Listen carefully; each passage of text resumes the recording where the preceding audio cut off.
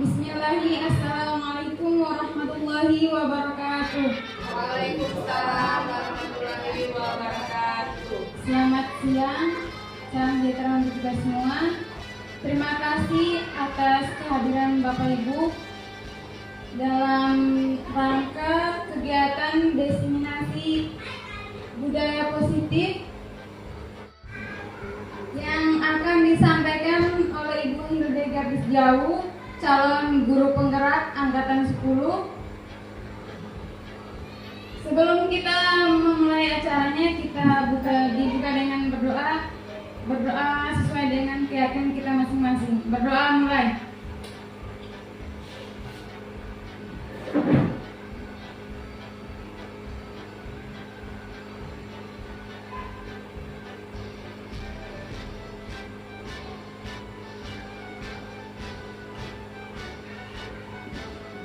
Berdoa selesai.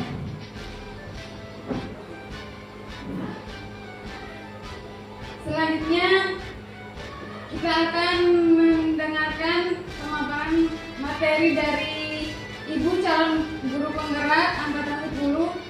Waktu dan tempat saya persilahkan.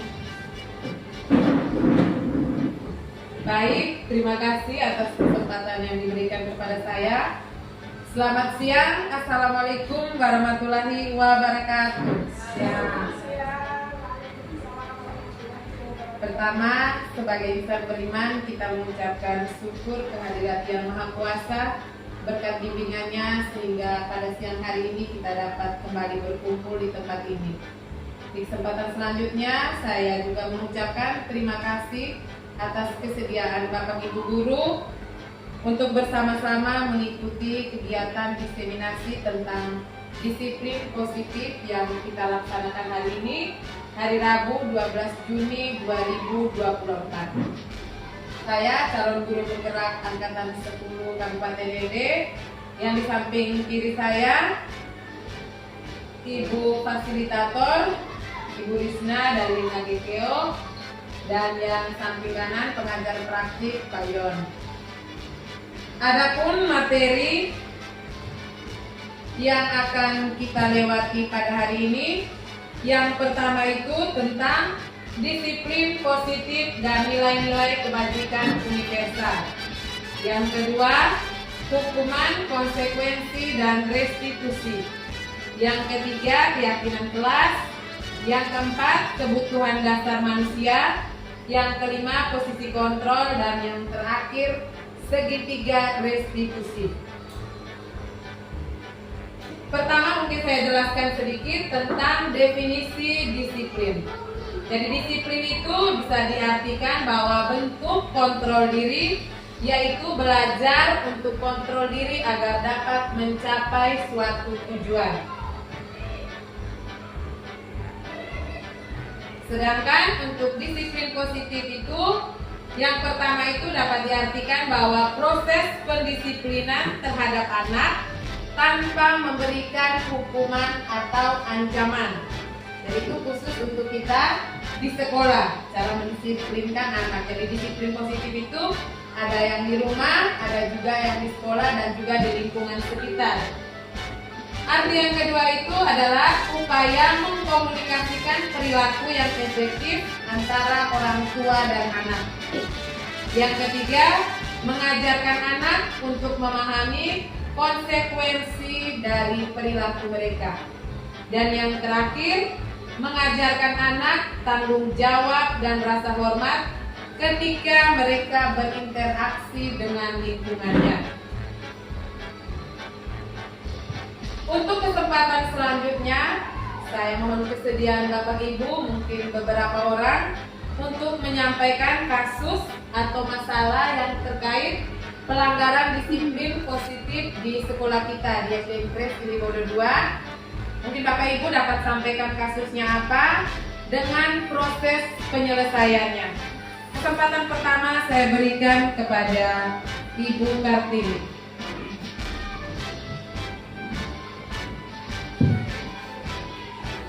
Baik, terima kasih atas waktu dan kesempatan yang diberikan kepada saya. Perkenalkan, saya wali kelas 6. Jadi sini saya akan menyampaikan masalah yang pernah dibuat oleh siswa terkait pelanggaran yang pernah saya temukan di kelas. Contohnya di sini, anak yang tidak mengerjakan tugas. Nah, kalau pada awalnya kemungkinan saya hanya kasih peringatan itu. Kalau yang kedua, berarti saya beri teguran. Mungkin kalian juga sebagai guru pasti saya juga marah karena sudah berulang kali anak tersebut, anak yang sama tidak mau mengerjakan tugas. Nah, kalau yang ketiga, kadang-kadang saya minta bantuan kepala sekolah untuk menyelesaikan masalah tersebut, atau saya minta mereka mengerjakan dulu PR-nya itu. Mereka kerja habis, baru boleh masuk ke dalam kelas, baru ikut lagi pelajaran selanjutnya. Hanya itu saja yang bisa saya sampaikan. Terima kasih. Kita berikan aplaus untuk Ibu Wali kelas 4. Mungkin ada penambahan dari Ibu Wali kelas 4. Terima kasih atas kesempatan yang diberikan kepada saya. Perkenalkan, nama saya Rohida Ernur, guru kelas 4. Masalah yang saya temukan di kelas, yang sering saya temukan itu anak yang malas masuk sekolah. Di sini ada 2 anak yang sering saya temukan. Mereka itu dalam 1 minggu kadang masuk sekolahnya paling 1 hari atau 2 hari. Solusinya yang saya pernah buat di kelas, saya itu yang mungkin saya keliru atau bagaimana, saya mau minta apa dari guru penggerak. Solusinya seperti apa yang sering saya buat di kelas itu, kadang saya marah dengan kata-kata yang mungkin tidak disenangi oleh anak yang sering saya buat. Terus kadang saya bilang kalau kamu sudah malas sekolah, biar pindah sekolah saja. Ya karena saya bosan ibu setiap, pokoknya kehadiran mereka setelah saya rekap untuk 1 bulan itu kadang tidak sampai dengan 10% kehadirannya. Terus kadang juga hanya berapa hari.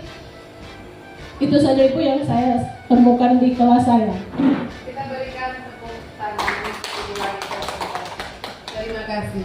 Mungkin untuk Pak Victor selanjutnya saya berikan kesempatan. Terima kasih atas kesempatan yang diberikan.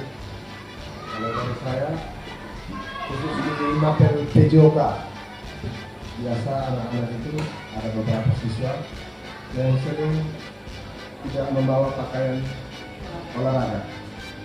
Jadi biasanya tindak lanjut dari masalah itu, biasanya saya suruh mereka pergi ambil di rumah. Tapi sebelum itu saya tanya dulu alasannya kenapa saya tidak bawa. Biasanya alasannya hampir sama, lupa atau pakaiannya basah. Jadi mungkin hanya itu yang saya tidak lanjut dari kasus itu, saya suruh mereka pergi ambil, atau mereka yang tidak bawa itu tidak mengikuti pelajaran olahraga. Hanya itu saja mungkin. Terima kasih. Tepuk tangan dulu untuk Victor.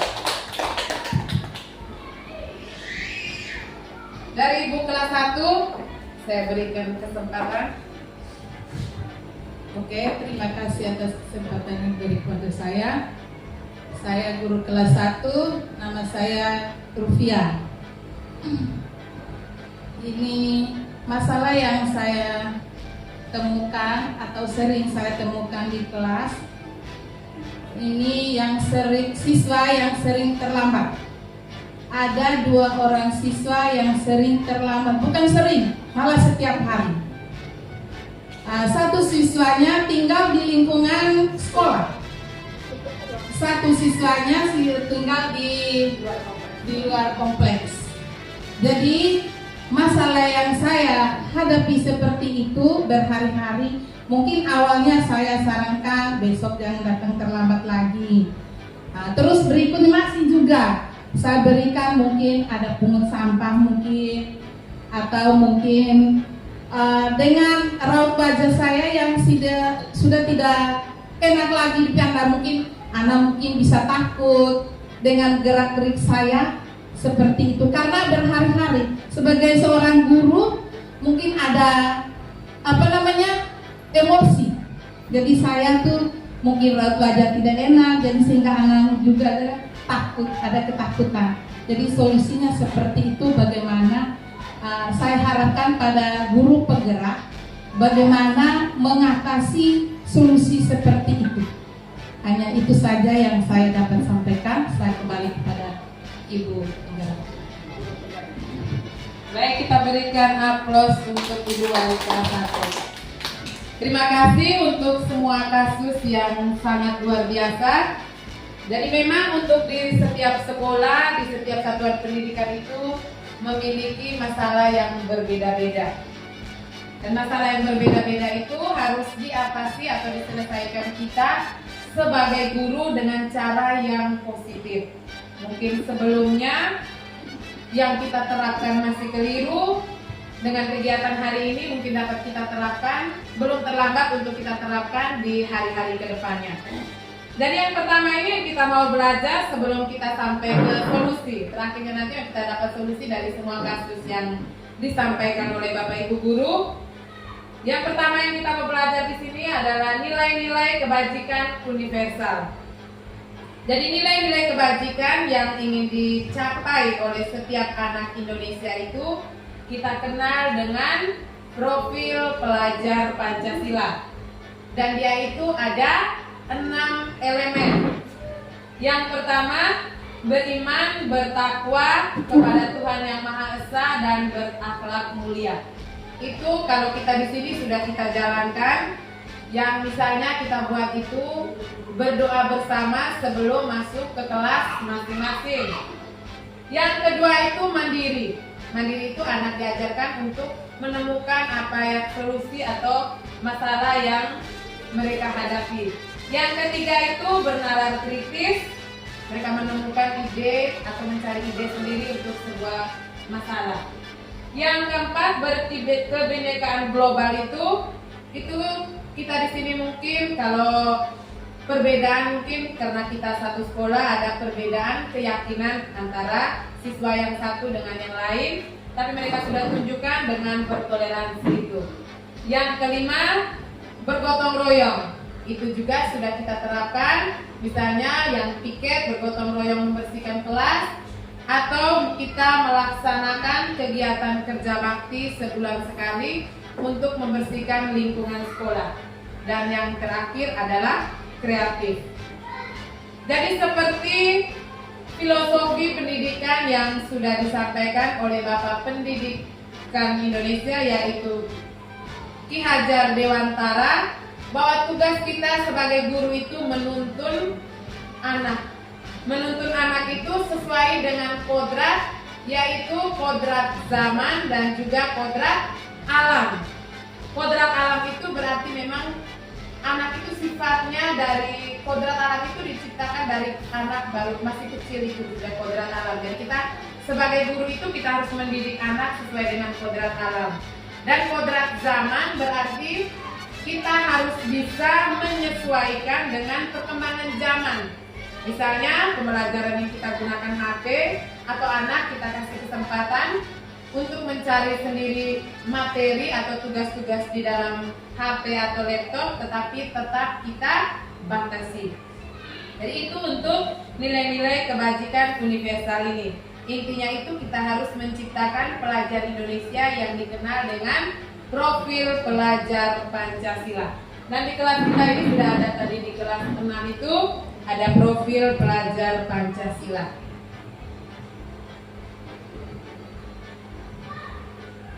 Kita lanjut yang berikut. Untuk disiplin budaya positif ini ada juga yang harus kita pelajari itu tentang motivasi perilaku manusia menurut Dian Nelson. Jadi yang pertama itu dia menghindari ketidaknyamanan. Menghindari ketidaknyamanan itu berarti anak itu dia mematuhi aturan karena dia merasa tidak nyaman. Berarti dia menghindari ketidaknyamanan. Yang kedua itu untuk mendapatkan imbalan atau penghargaan.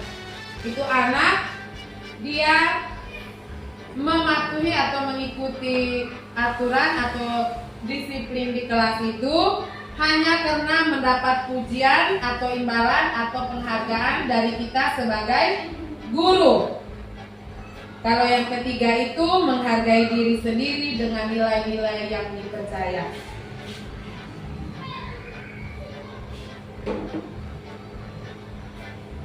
Kita lihat bersama di sini perbedaan antara hukuman dan konsekuensi.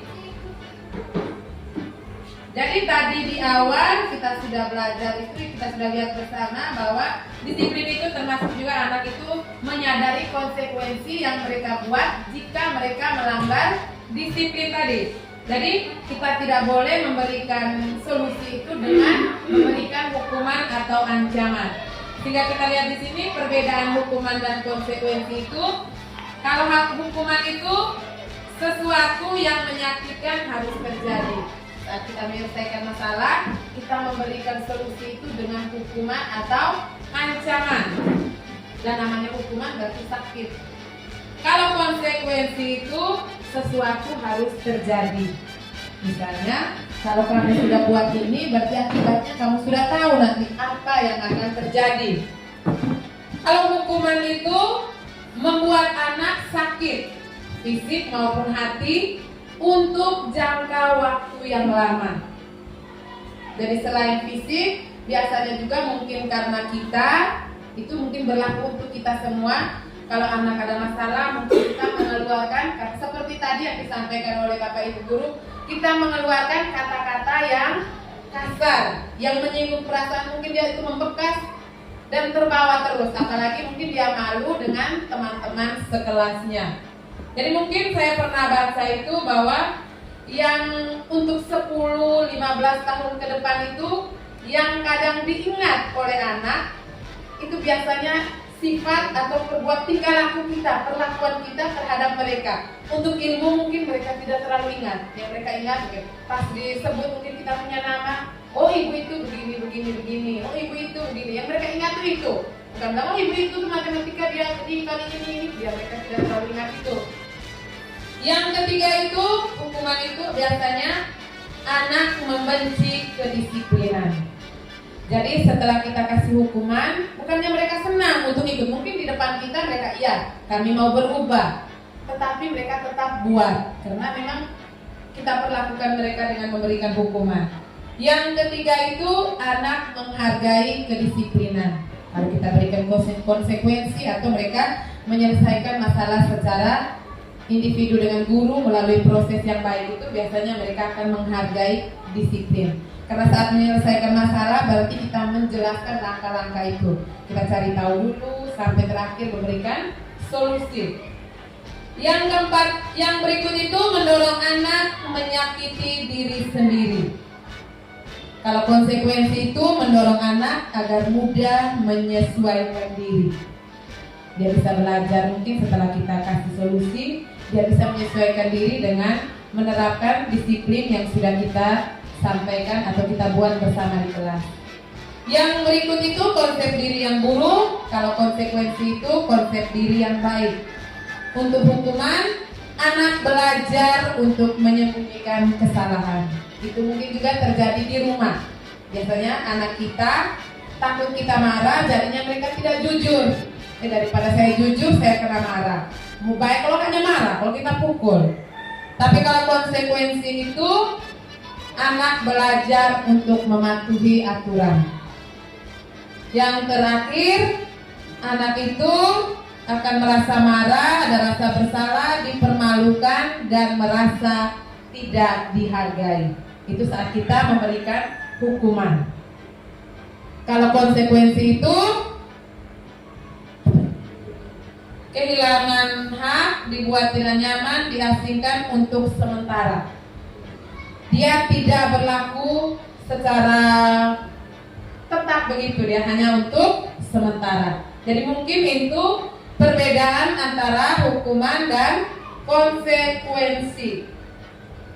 Jadi kalau kita lihat dengan masalah kita tadi, mungkin untuk ke depan kita bisa merubah dari selama ini kita menerapkan kedisiplinan melalui hukuman, kita bisa berubah untuk pelan-pelan itu ke konsekuensi itu. Yang berikut tentang segitiga restitusi.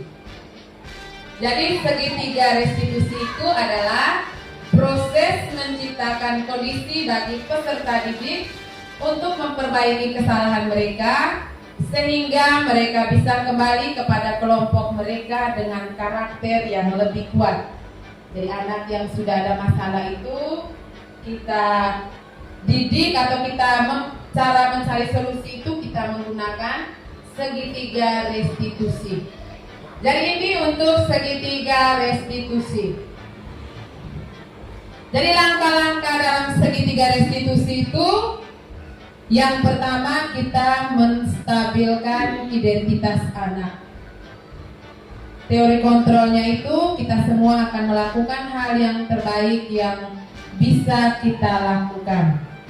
Jadi itu misalnya untuk menstabilkan identitas itu jika ada anak yang membuat pelanggaran disiplin tadi, kita panggil secara pribadi misalnya ke kantor atau ke ruang guru, kita panggil duduk, tanya mereka dengan lemah lembut.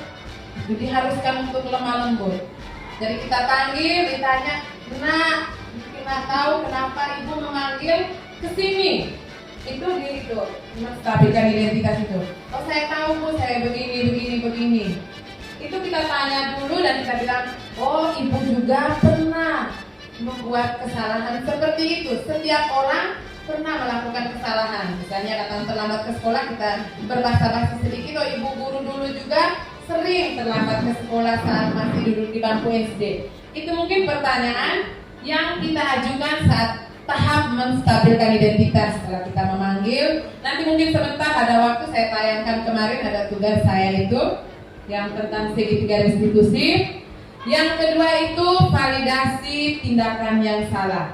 Dan setelah anak duduk manis, mereka sudah stabil, depan kita tidak gugup, tidak grogi, kita mulai tanya. Setelah kita sampaikan bahwa semua orang pernah berbuat salah, itu juga kita tanya sudah, tapi setiap orang yang melakukan kesalahan itu biasanya karena ada alasannya. Dan kita wajib tanya di anak itu, misalnya datang terlambat, seperti Pak Victor punya tadi sudah masuk yang sedikit lah untuk segitiga restitusinya. Sudah tanya dulu, ditanya dulu, dipanggil dulu. Rata-rata memang penerapan segitiga restitusi itu tanpa kita sadari memang kita terapkan, tetapi belum secara berurutan atau secara konsisten. Kita tidak sadar bahwa kita sudah terapkan segitiga restitusi. Tidak mungkin juga sebagai guru kita ini hanya pok-pak hari-hari. Jadi itu kita menanyakan alasan sampai misalnya tadi dia datang terlambat, dia tidak mengerjakan tugas, tidak hadir ke sekolah, tidak membawa baju olahraga, itu kita wajib tanya, itu masuk di tahap validasi tindakan yang salah. Jadi ini tahap yang ketiga itu dia bilang menanyakan keyakinan. Keyakinan ini keyakinan yang seperti ini. Setiap kelas kita sudah memiliki keyakinan kelas kita masing-masing. Jadi anak setelah dia ceritakan alasannya kenapa di tahap kedua. Tahap ketiga kita tanyakan keyakinan kelas. Kita memiliki motivasi internal itu. Kita tanya langsung di anak. Nah, masih ingat keyakinan kelas kita? Oh masih Bu, saya masih ingat. Tapi otomatis dia remaja itu sudah agak tidak lagi takut-takut. Anak-anak biasanya yang salah itu kan takut. Tapi kalau kita pendampingan atau penyelesaiannya dengan cara yang ramah, lembut, sendiri, tidak disaksikan oleh teman-teman lain, mungkin dia akan lebih akrab dengan kita ya. Jadi oh ini, saya masih ingat Ibu. Oh yang dibuat tadi sudah sesuai dengan keyakinan kelas atau belum? Belum Ibu, otomatis belum kalau langgar. Misalnya kita lihat di situ misalnya dia tadi tidak mengerjakan tugas. Ditanya dulu di anak, keyakinan kelas yang mana yang sudah dilanggar? Oh, saya tidak mengerjakan tugas dan mengumpulkan tugas yang diberikan oleh guru. Setelah mereka jawab itu, kita tanya lagi, punya solusi atau tidak untuk masalah ini? Kalau dia bilang, oh punya Ibu, saya janji saya akan mengerjakan tugas, saya juga janji mungkin saya bangun lebih awal. Terus untuk masalah guru olahraga mungkin mereka bisa bilang, oh saya akan menyiapkan perlengkapan atau baju olahraga itu malam atau sehari sebelum les PJOK. Dan untuk kita ketahui bahwa ketiga strategi tersebut biasanya kita presentasikan dalam 3 sisi segitiga restitusi, dan langkah-langkah tersebut tidak harus dilakukan secara kaku. Jadi tidak boleh secara kaku. Memang kalau kita terapkan itu mungkin anak agak kaget sih kalau kita panggil. Karena selama ini mungkin jarang ya, kita jarang. Jadi kalau kita panggil mungkin pertamanya agak kaget juga. Seperti kemarin saya ambil contoh kasus yang saya buat di tugas saya itu, agak kaget juga, rasa agak aneh itu. Ini kita lihat sama-sama ini. Pertama itu menstabilkan identitas itu. Dia tadi digambar itu bagian samping kan. Jadi bagian dasar dari segitiga restitusi itu dia bertujuan mengubah identitas anak dari orang yang gagal karena melakukan kesalahan tadi menjadi orang yang sukses. Jadi kadang anak yang melanggar peraturan itu dia mencari perhatian. Dia mau butuh perhatian lebih dari kita sebagai guru. Dan itu dapat kita katakan bahwa anak yang sedang mengalami kegagalan. Dia mencoba untuk memenuhi kebutuhan dasarnya, namun ada benturan. Jadi kalau kita langsung mengkritik dia, maka akan membuatnya dalam posisi gagal terus. Jadi solusinya itu, kalau kita ingin menjadi lebih reflektif, maka kita harus yang paling awal itu kita sampaikan kalimat-kalimat itu. Setelah kita panggil tadi, berbuat salah tidak apa-apa. Terus tidak ada manusia yang sempurna, tergantung dengan kesalahan atau pelanggaran apa yang mereka buat. Tidak mungkin satu kasus semua kata-kata ini kita sampaikan. Yang berikut, ibu juga pernah melakukan kesalahan seperti itu. Terus misalnya antara mereka mungkin masalahnya berkelahi dalam kelas yang melibatkan 2 atau 3 orang. Berarti kita bilang, Bapak Ibu guru tidak tertarik untuk mencari siapa yang salah, tapi kita bersama mencari solusi dari permasalahan ini. Kamu berhak merasa begitu, atau yang terakhir kamu sedang menjadi teman yang baik buat dirimu sendiri.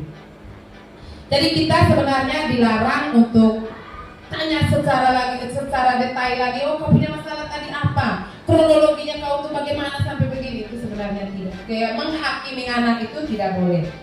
Itu untuk tahap yang pertama. Yang kedua itu validasi tindakan yang salah.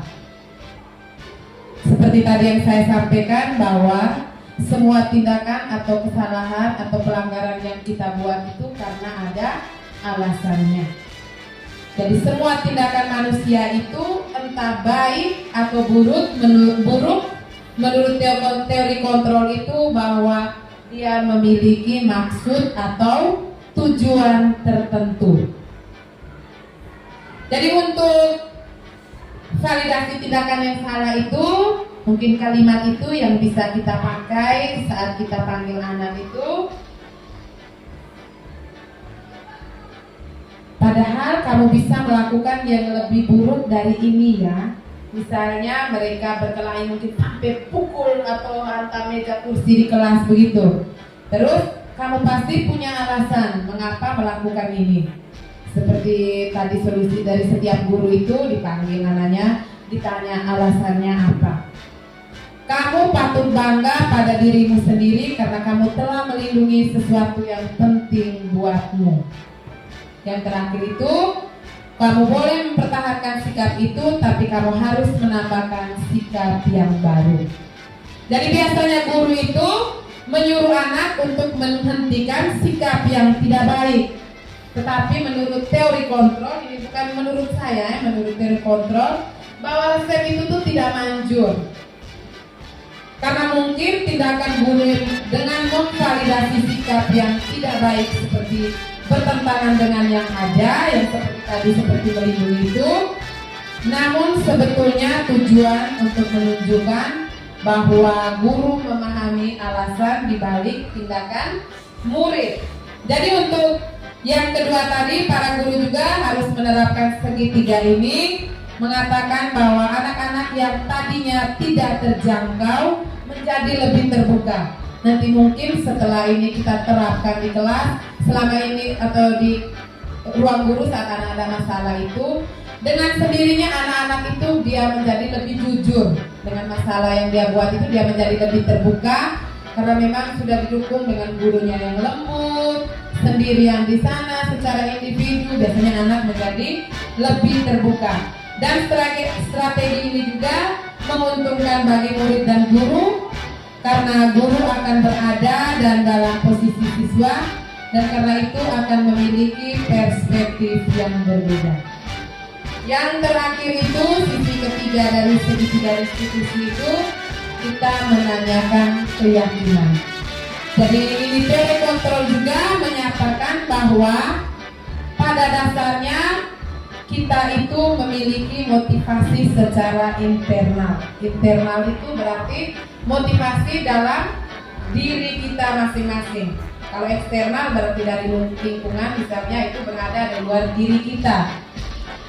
Jadi setelah identitas sukses telah tercapai, langkah 1 dan 2 tadi dan tingkah laku yang salah telah divalidasi, maka anak akan siap untuk dihubungkan dengan nilai-nilai yang dia percaya dan berpindah menjadi orang yang dia inginkan. Baik, jadi kita perhatikan yang ketiga itu tentang kata-kata atau kalimat yang bisa kita ucapkan saat sisi atau langkah yang ketiga tentang menanyakan keyakinan itu. Misalnya yang pertama itu, apa yang kita percaya sebagai kelas atau keluarga. Atau yang lebih banyak sih biasanya kita tanya itu kalau waktu kita dulu itu, apakah kamu masih ingat dengan kesepakatan atau keyakinan kelas yang kita buat di kelas. Yang kedua itu apa nilai-nilai umum yang telah kita sepakati. Yang ketiga apa bayangan kita tentang kelas yang ideal, atau kamu mau menjadi orang yang seperti apa. Dari di sini penting untuk kita itu menanyakan ke anak kehidupan seperti apa nantinya yang mereka inginkan. Yang berikut itu kita masuk ke bagian yang tentang budaya positif itu tentang keyakinan kelas. Jadi keyakinan kelas itu dapat diartikan sebagai pernyataan positif yang disepakati oleh guru dan siswa untuk menjadi pedoman dalam bersikap dan berperilaku di kelas. Jadi untuk tahap-tahap keyakinan kelas, membuat keyakinan kelas itu mungkin semua kita sudah lewati. Kita itu wajib meminta pendapat atau pernyataan positif dari siswa. Jadi siswa itu harus mereka yang mengeluarkan sendiri pernyataan-pernyataan positif misalnya seperti ini, sehingga nanti mereka masih berpikir oh ini kesepakatan yang sudah kita buat. Mereka masih berpikir untuk melakukan pelanggaran karena itu sudah dibuat oleh mereka sendiri untuk menjadi pedoman dalam bersikap dan berperilaku di kelas. Dari peraturan kelas itu dia ke keyakinan kelas, dia dengan adanya keyakinan kelas menciptakan lingkungan positif, dan yang terakhir itu adanya budaya positif. Jadi saya contoh di sini yang saya ambil itu keyakinan kelas 6. Yang pertama itu selalu memulai dan mengakhiri pembelajaran dengan doa. Yang kedua, saling menghormati dan menghargai teman. Yang ketiga, masuk kelas tepat waktu. Yang keempat, saling membantu dan menjaga kerukunan. Yang kelima, menjaga kebersihan kelas dan melaksanakan tugas piket dengan tanggung jawab. Dan yang terakhir, mengerjakan tugas dan mengumpulkan tugas yang diberi oleh guru. Jadi itu termasuk keyakinan kelas. Ini salah satu contoh keyakinan kelas di sekolah kita yang saya ambil contoh itu dari kelas 6. Dan saya yakin untuk kelas lain mungkin ada beberapa keyakinan kelas poin-poinnya ada yang sama, ada juga yang berbeda. Jadi anak itu diminta untuk membuat atau menyusun sendiri keyakinan kelas itu dengan kita sebagai wali kelasnya. Bedanya itu peraturan dengan keyakinan kelas. Kalau keyakinan kelas itu dibuat bersama oleh misalnya keyakinan kelas dibuat oleh siswa dalam kelas bersama gurunya. Kalau peraturan lebih banyak itu dibuat secara sepihak oleh guru. Jadi mungkin itu perbedaan. Dan untuk keyakinan kelas itu dia memunculkan itu untuk berasal dari motivasi dalam diri atau intrinsik, dari motivasi intrinsik. Sedangkan kesepakatan kelas itu biasanya karena motivasi ekstrinsik, tadi berasal dari luar. Ini perbedaannya, perbedaan peraturan dan keyakinan kelas. Contoh di situ peraturan itu kita bisa sampaikan setelah selesai baca, kembalikan buku ke tempatnya. Di situ keyakinan kelas, kalau memang untuk peraturan yang seperti itu berarti keyakinan kelas yang kita pakai itu adalah kita tanamkan itu untuk anak dapat bersikap tanggung jawab. Kalau peraturan dilarang mengganggu orang lain, berarti keyakinan kelasnya itu kita diajarkan untuk menghormati orang lain. Hadir di sekolah 15 menit sebelum pembelajaran dimulai. Tapi keyakinan kelas juga sama, menghargai orang lain dan mempunyai komitmen. Dilarang melakukan kekerasan.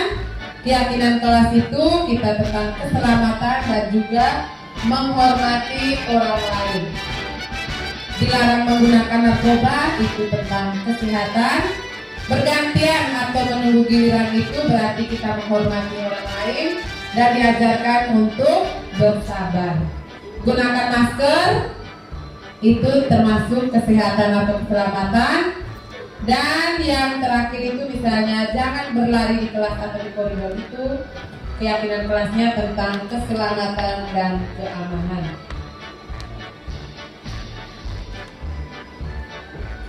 Yang berikut kita masuk itu tentang kebutuhan dasar manusia. Jadi kebutuhan dasar manusia itu semua kita,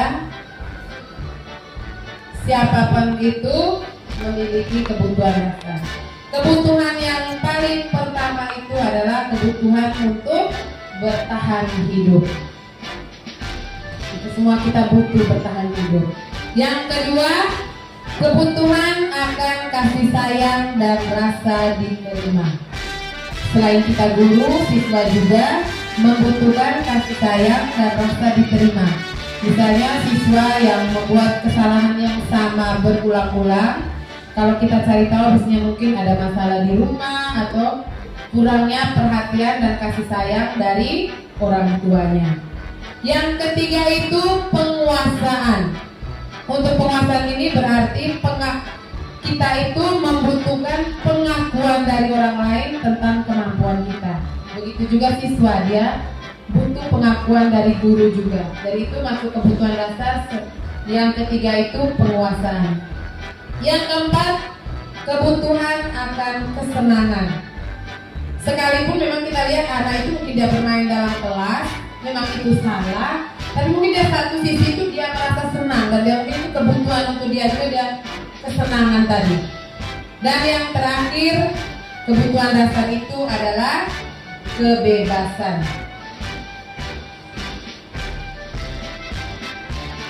Yang kelima itu, yang berikut itu tentang 5 posisi kontrol.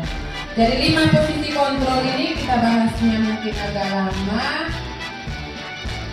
Jadi posisi kontrol itu biasanya di sekolah itu ini yang digunakan oleh guru ya. Jadi guru di sekolah itu ada macam-macam tipe atau posisi yang digunakan oleh guru dalam menyelesaikan suatu masalah. Yang pertama itu penghukum. Misalnya tadi, saya langsung marah, saya langsung usir. Kalau anak misalnya datang terlambat atau tidak membawa baju olahraga, disuruh pulang, pergi ambil lagi atau marah. Syukur-syukur kalau kita tidak pukul, itu penghukum. Posisi yang kedua itu pembuat merasa bersalah. Yang ketiga teman, yang keempat pemantau, dan yang terakhir itu adalah manajer. Kita perhatikan satu persatu. Jadi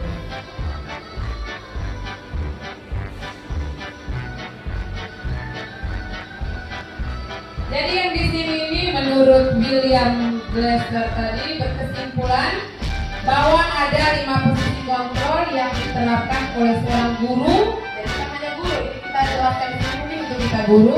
Tapi posisi kontrol itu juga bisa oleh orang tua maupun atasan dalam melakukan kontrol. Yang pertama itu kita lihat itu penghukum. Jadi seorang penghukum itu biasanya menggunakan hukuman fisik maupun verbal. Verbal tadi melalui kata-kata tadi. Fisik mungkin kita cubit, kita pukul, terus kalau verbal itu kita menggunakan kata-kata yang menyakiti perasaan anak-anak kita. Jadi orang-orang yang menjalankan posisi penghukum senantiasa mengatakan bahwa sekolah memerlukan sistem atau alat yang dapat lebih menekan murid-murid lebih dalam lagi. Guru-guru yang menerapkan posisi kontrol biasanya akan berkata, biasanya sedikit pemaksaan itu, patuhi aturan saya atau alas kau nanti begini, begitu. Biasanya dengan ancaman. Atau kita memarahi anak, misalnya kamu selalu saja salah. Berarti kata-kata kita sudah menyakiti itu melalui kata-kata sekalipun tidak menyakiti fisiknya. Yang berikut itu pasti selalu yang terakhir selesai. Saat mungkin di kelas anak kita mungkin mengerjakan soal latihan atau ujian terakhir dan kita marah dan mungkin terus menerus kita bisa mengeluarkan kata-kata begitu. Guru yang seperti ini senantiasa percaya bahwa hanya satu cara agar pembelajaran bisa berhasil, cara dia tadi sebagai penghukum. Biasanya kita selalu begini, mereka takut begitu, kita selalu begini. Padahal sebenarnya itu sedikit pun tidak mempan. Mereka iya depan kita, tapi setelah itu besoknya akan terjadi lagi dan lagi kesalahan yang sama. Mungkin kita juga sudah lihat sendiri, kalau kita sudah kasar, mereka bukan berubah. Yang kedua itu posisi kontrol kita itu pembuat merasa bersalah. Jadi untuk pembuat merasa bersalah ini hati-hati juga. Dia bersuara lembut. Pembuat rasa bersalah juga menggunakan keheningan yang membuat orang lain merasa tidak nyaman, bersalah atau rendah diri. Kata-kata keluar yang lembut itu dari misalnya kita guru itu, ibu sangat kecewa sekali dengan kamu. Sehingga anak dengan sendirinya dia merasa, oh saya sudah mengecewakan ibu. Berarti mereka merasa bersalah. Yang berikut itu misalnya, berapa kali Bapak harus memberitahu kamu ya? Yang ketiga itu, gimana coba kalau orang tua kamu tahu kamu berbuat begini? Itu berarti kita memberikan anak itu rasa bersalah, mereka merasa bersalah. Jadi di posisi ini murid akan memiliki penilaian diri yang buruk tentang diri mereka sendiri itu. Dia merasa tidak berharga dan mengecewakan orang-orang yang disayanginya. Jadi biasanya murid itu kalau kita menerapkan posisi kontrol sebagai pembuat rasa bersalah itu, mereka mungkin terima saat kita sampaikan atau mereka diam di kelas. Tapi biasanya mereka beraksi misalnya keluar sekolah atau di luar kompleks sekolah. Misalnya mereka dendam dengan Ibu Win. Saat ada penyelesaian masalah yang memang melalui posisi kontrol yang ini, itu mereka bisa bereaksi misalnya mencoret-coret motor Ibu Win atau barang apa yang Ibu Win punya, karena memang mereka tidak bisa luapkan emosinya saat di dalam kelas itu. Karena mereka merasa bersalah tadi. Yang posisi ketiga itu adalah kita memposisikan diri sebagai teman. Dari guru pada posisi ini namanya teman, berarti tidak menyakiti ya. Tidak menyakiti murid, tapi tetap berupaya mengontrol murid secara evaluasi. Jadi untuk posisi teman ini bisa negatif dan juga bisa positif. Positif ini karena kita memiliki hubungan yang baik dengan murid. Tapi ada murid karena memang kita saking baiknya kita menganggap mereka teman, mereka tetap melakukan kesalahan atau pelanggaran disiplin yang salah. Jadi guru di posisi teman itu menggunakan hubungan baik dan humor yang mempengaruhi seseorang. Mereka akan mengatakan kayak menyerah terus tuh saat anak berbuat kesalahan hanya karena kita teman. Dia langsung bilang, Ayo bantulah demi Bapak ya, bukan demi anak itu supaya dia punya motivasi intrinsiknya apa, tapi dia kayak memberikan itu demi Bapak, demi orang lain anak itu berbuat sesuatu. Atau yang ini misalnya, ayo ingat tidak bantuan Bapak selama ini, mau anak berubah tapi kita ungkit-ungkit lagi mungkin yang kita sudah buat kemarin. Ya sudah, kali ini tidak apa-apa, nanti Ibu bereskan. Itu berarti posisi teman. Jadi di sini negatifnya itu saat kita tidak membantu mereka, misalnya mereka berbuat kesalahan dan kita tidak, kalimat atau kata-kata kita sudah alihkan sebagai penghukum misalnya, makanya mereka akan kecewa dan pasti mereka akan berkata, saya pikir selama ini ibu atau bapak ini saya punya teman, dan mereka akan kecewa dan tidak akan mau berusaha lagi. Jadi negatifnya lebih parah ini. Hal lain yang mungkin timbul itu, murid hanya tidak akan bertindak untuk guru tertentu. Dia hanya mematuhi aturan itu dengan guru yang dia anggap teman dan tidak untuk guru lain. Murid juga akan tergantung atau bergantung pada guru tersebut. Jadi posisi teman itu juga tidak baik untuk kita terapkan sebagai posisi kontrol kita guru di sekolah. Yang keempat adalah posisi pemantau. Memantau berarti kita mengawasi. Jadi pada saat kita mengawasi ini kita bertanggung jawab atas perilaku orang-orang yang kita awasi.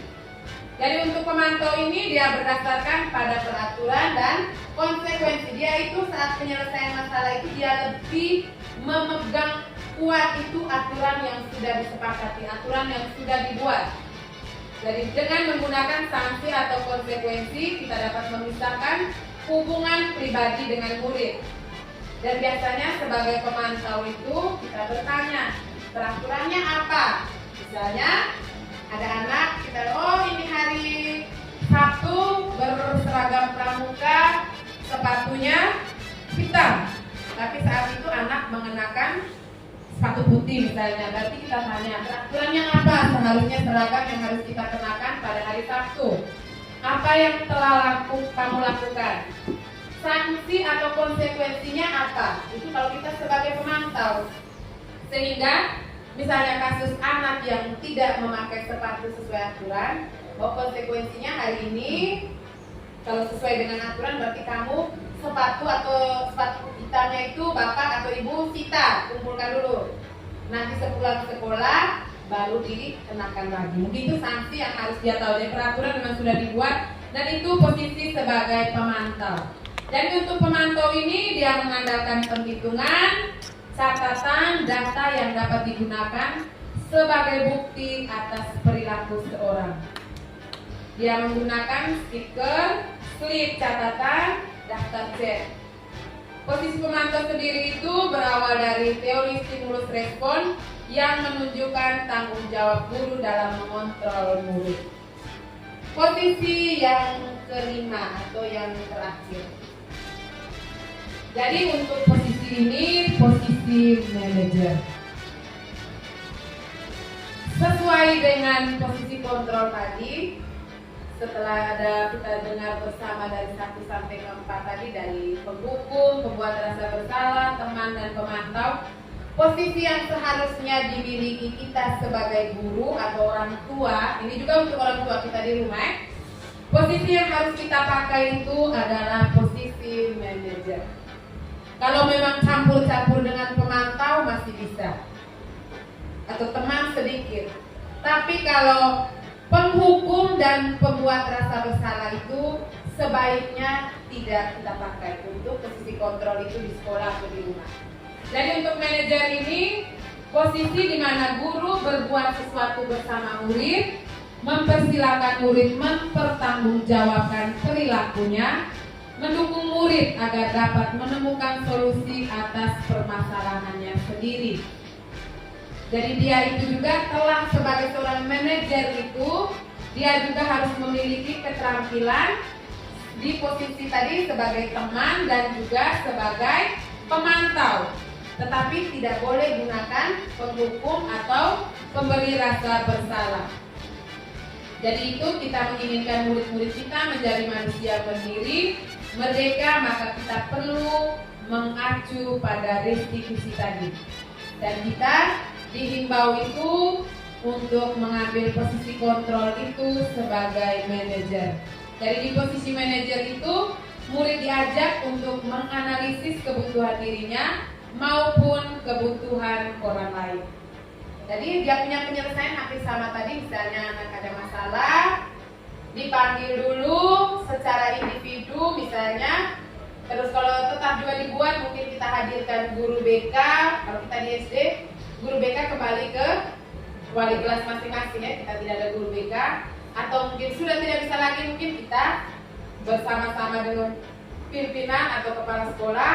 Atau bisa juga kalau sudah parah sekali masalahnya, kita libatkan orang tua untuk menyelesaikan masalah. Dan itu posisi kontrol yang harus kita gunakan di sekolah itu diharapkan sebagai manajer. Walaupun mungkin selama ini sudah pernah kita terapkan yang lain, tetapi untuk posisi kontrol yang sangat dianjurkan itu yang harus kita gunakan adalah posisi kontrol manajer. Misalnya itu, patuhi aturan saya. Dan biasanya penghukum itu dengan nada dan suara yang tinggi, mata melotot, jari menunjuk-nunjuk dan menghardik. Itu penghukum. Jadi anak, memang kalau kita pikir-pikir betul selama ini yang kita buat itu semua kita saya rasa. Anak dianjurkan itu, ini memang yang mungkin saya sedikit berbagi pengalaman yang kami pernah dapat di pendidikan guru penggerak itu, jadi saya berbagi. Memang menurut Ibu hasil itu dari pengalaman teman-teman memang seperti kita di sini sih sebenarnya. Hanya anak itu memang kalau pagi sudah kita suguhi mereka baru datang, kita sudah dengan kata kasar atau nada suara yang melengking, itu sebenarnya mereka punya mood untuk semangat untuk ke sekolah itu langsung drop. Memang ada yang keberatan sih. Lagi kan anak-anak ini bukan anak Jawa, kan anak anak Flores yang kalau kita lembut tidak akan ikut. Tapi tidak ada salahnya kita mencoba. Kita belum ada kata terlambat untuk kita coba buat pelan-pelan di sekolah kita. Jadi membuat rasa bersalah. Biasanya dengan nada memelas. Ini kok ini lembut tapi hanya itu anak kadang tuh dia emosinya itu dia pendam itu. Itu sebagai pembuat rasa bersalah. Terus teman, ayolah seperti tadi, dan itu akan membuat anak sangat bergantung. Pemantau, murid akan memahami tentang konsekuensinya. Dan yang terakhir itu sebagai posisi manajer. Jadi mungkin setelah selesai pemaparan materi ini, mungkin Bapak Ibu guru sudah bisa langsung memahami kira-kira solusi yang selama ini kita terapkan di sekolah kita. Jika anak membuat masalah itu berarti yang kita terapkan itu masih keliru. Memang sudah ada beberapa tahap dan juga mungkin posisi kontrol itu kita sudah pernah gunakan. Tidak mungkin tidak untuk kita sebagai pemimpin pembelajaran di kelas atau sebagai guru piket apa itu, kita semua sudah terapkan posisi manajer tadi atau pemantau atau teman. Tidak semua orang juga dia sebagai penghukum, dia penghukum dari A sampai Z.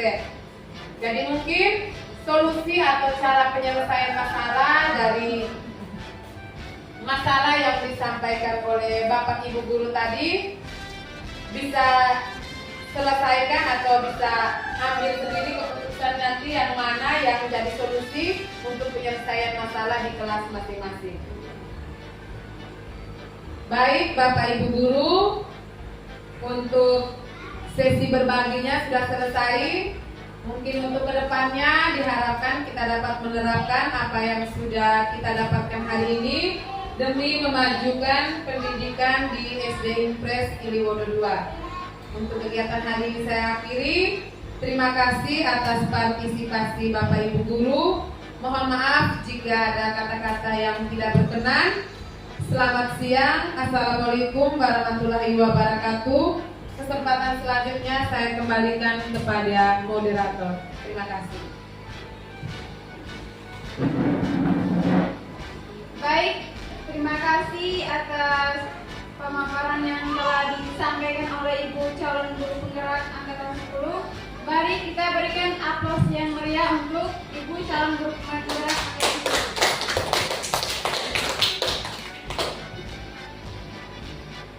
Dan acara kita telah selesai, kita tutup dengan membaca hamdalah bersama-sama. Sekian dari saya tutup. Wassalamualaikum warahmatullahi wabarakatuh. Waalaikumsalam warahmatullahi wabarakatuh. Terima. Jadi hari ini Ibu meminta kesediaan kamu semua untuk kita bersama-sama membuat keyakinan kelas. Pernah dengar kata keyakinan kelas? Pernah buat? Pernah buat. Berarti hari ini kita buat keyakinan kelas untuk di kelas kita nanti. Jadi keyakinan kelas itu berarti berisi pernyataan-pernyataan atau kalimat-kalimat positif yang harus kita taati atau kita ikuti di dalam kelas. Jadi selanjutnya Ibu minta sebelum kita sampai penyusunan keyakinan kelas, Ibu minta beberapa orang anak untuk maju ke depan menuliskan apa saja yang menurut kalian itu termasuk dalam keyakinan kelas yang kamu tahu misalnya. Ibu minta yang pertama Ijang coba maju ke depan. Kalimat-kalimat seperti apa yang dituliskan Ijang? Teman-teman lain perhatikan.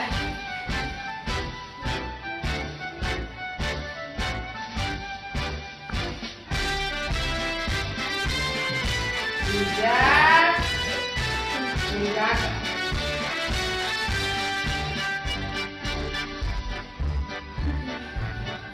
G lagi satu, mengganggu. Tidak mengganggu teman. Ini Ijang punya, kita beri tepuk tangan untuk Ijang. Yang kedua kita lagi, Ijang maju. Menurut Tika ini, menurut Tika berbeda dengan apa yang diinginkan atau menurut Ijang. Tika punya apa?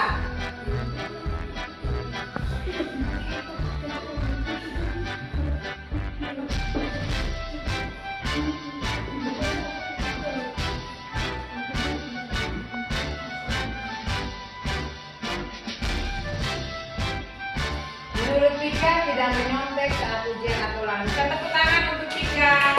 Yang ketiga adalah coba maju. Menurut Lala apa saja ya? Nanti siapa duluan? Oh, Irfan dulu. Maju.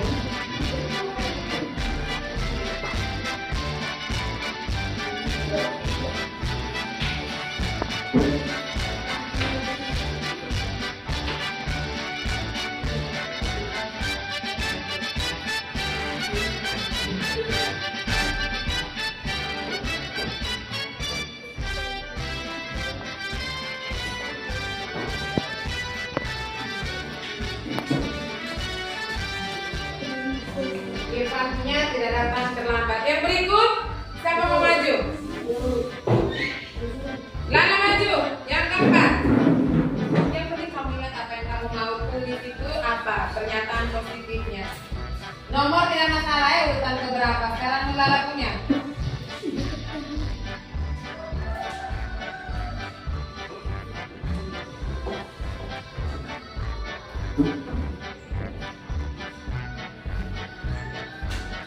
Kita lihat dulu Lara punya ini.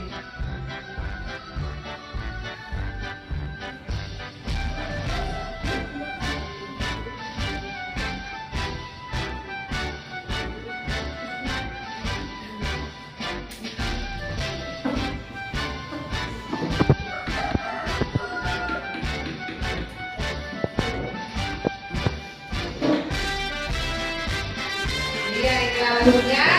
Bentar Ibu minta yang tulis bahasa Inggris di masing-masing ya. Yang berikutnya lagi siapa? Ipul, maju.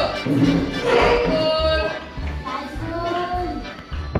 Sekarang Ipul. Menurut Ipul apa yang termasuk keyakinan kelas? Yang harus kamu taati. Kamu sudah buat berarti harus dipatuhi.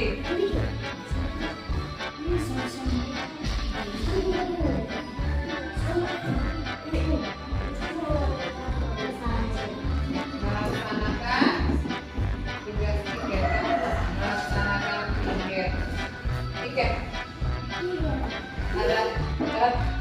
tiket. Oke, terima kasih. Tepuk tangan untuk Pikul. Yang Pikul, Feby, maju.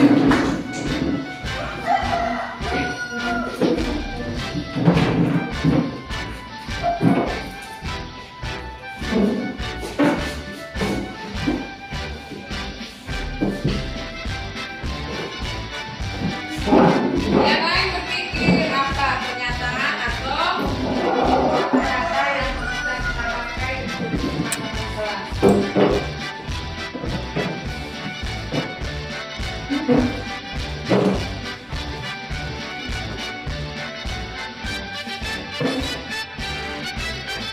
Oke, terima kasih. Tepuk tangan untuk Feby. Yang berikut, Usam, ayo.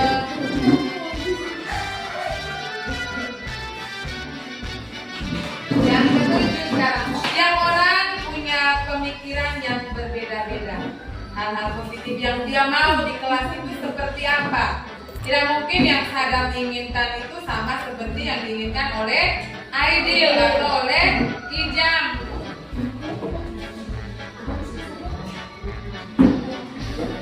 Sesuai.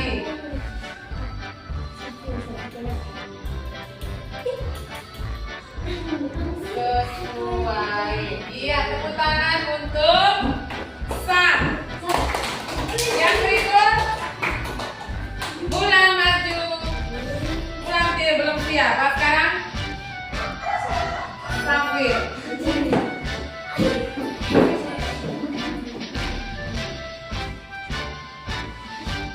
Kita lihat Sambil punya ini.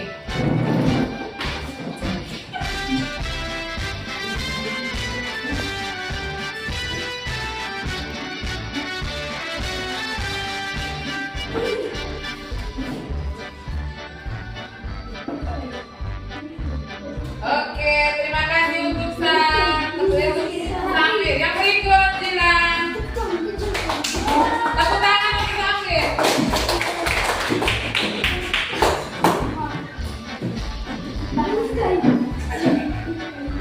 Dilan punya apa? Ayo. Dilarang.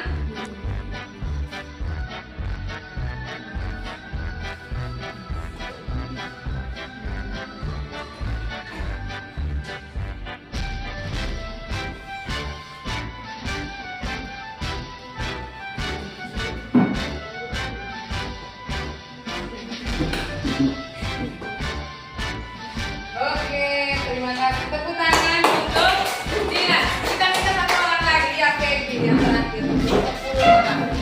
Jadi 10 pernyataan positif.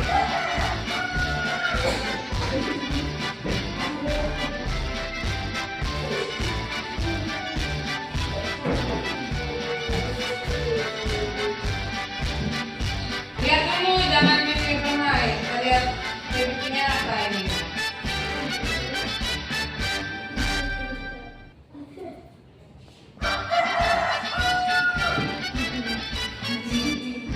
Ding. Ayo. Di dinding kelas. Tepuk tangan untuk Feby. Berarti sekarang sudah 10 pernyataan. Nomor 1 kita baca sama-sama. Tidak mengganggu teman. Yang kedua, Tidak menyuntik saat ujian pada ulangan. yang ketiga, Tidak datang terlambat. yang keempat, Meminta izin kepada guru jika ada keluarga. yang kelima, Menyatakan kebenaran. yang keenam, yang ketujuh, Menyampaikan sesuai pendapat. yang kedelapan, Jangan yang kesembilan, Tidak membuang sampah di kelas. yang ke-10. Ini pernyataan positif yang sudah didapat dari siswa-siswi kelas 5. Sekarang dari pernyataan yang ini kita buat ke dalam dalam keyakinan kelas. Ibu kasih contoh misalnya yang satu. Yang pertama di sini yang ditulis oleh siapa tadi? Tidak mengganggu teman. Berarti keyakinan kelas di situ yang kita ambil adalah menghormati teman. Ini baru masuk ke keyakinan kelas. Menghormati teman. Sekarang kita lihat yang kedua, dia bilang tidak menyontek saat ujian atau ulangan. Nilai positif atau nilai kebajikan atau keyakinan kelas yang kita ambil itu apa? Nyontek itu jujur atau tidak? Iya. Jadi nilai keyakinan yang kita ambil adalah kejujuran. Yang ketiga, tidak datang terlambat. Berarti nilainya apa di situ? Tentang apa? Disiplin waktu. Jangan terlambat masuk ke dalam kelas. Juga termasuk dalam keyakinan kelas. Yang keempat, meminta izin kepada guru jika akan keluar kelas. Nilai kebajikan atau nilai kebaikan apa yang kamu ambil dari pernyataan itu? Nilai apa di situ? Misalnya kalau kamu keluar tanpa meminta izin itu sopan atau tidak? Iya. Tanpa meminta izin. Kamu hormati guru atau tidak? Kalau kamu tidak meminta izin, kamu hormati guru atau tidak? Di sini yang kita ambil itu saling menghormati. Dengan cara itu contohnya kamu keluar kelas atau ke kamar kecil misalnya itu meminta izin kepada guru yang saat itu sedang memberikan pelajaran di kelas, melaksanakan pikir kelas. Nanti nilainya apa di situ? Tanggung jawab. Jadi kita ambil di situ adalah tanggung jawab. Yang keenam, berdoa sebelum dan setelah pelajaran. Kita masukkan di sini juga sama. Berdoa sebelum dan setelah pelajaran. Yang ketujuh, Memakai seragam sekolah. apa? Memakai seragam sesuai aturan. Berarti apa di situ nilai? Menaati aturan berarti kita kerapian, kerapian. Yang kedelapan, jangan berlari di dalam kelas. Kalau lari nanti kamu berarti di situ kita ambil nilai keamanan. Kita ciptakan keamanan di dalam kelas. Yang kesembilan, kalau kita buang sampah kalau bersih atau kotor? Nilai kebajikan yang kita ambil apa?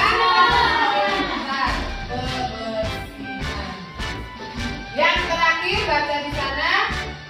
Jangan colek-colek dinding kelas. Nilai keyakinan atau nilai kebajikan apa itu? Termasuk juga kebersihan. Ini yang kita jadikan sebagai keyakinan kelas. Dan nanti kita buat yang rapi, buat yang bagus, kita tempelkan dan di dinding kelas. Dan ini harus ditampung. Bukan ibu yang buat, siapa yang buat? Kamu sendiri yang buat.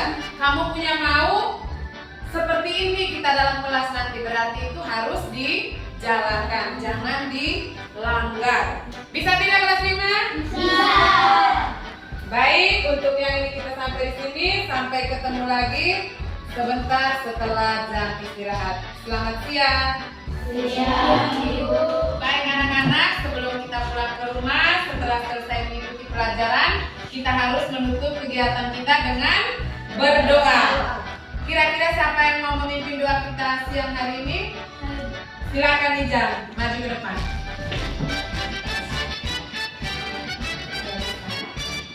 Ada teman-teman dapat kamu agama dan keyakinan masing-masing. Berdoa.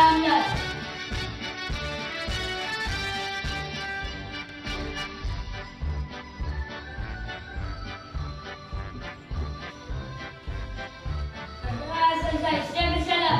Selamat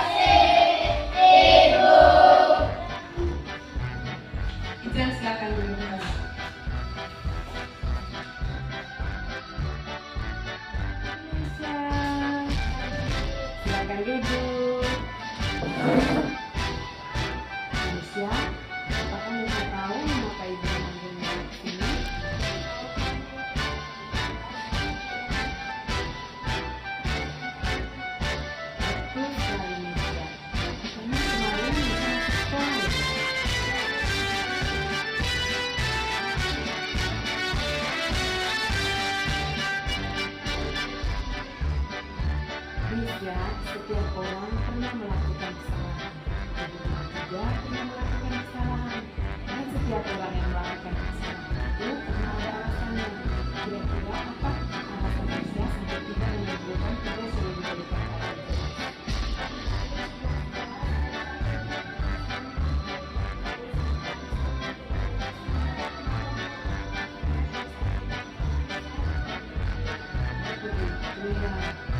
Inisiasi lakukan melihat dengan kelas kita.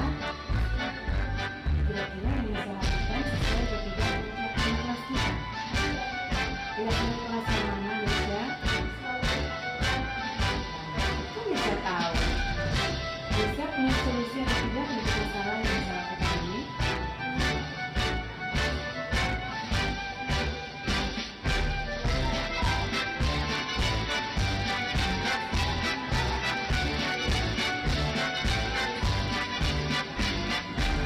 Terima kasih banyak Indonesia sudah apresiasi atas tanggung jawab Indonesia.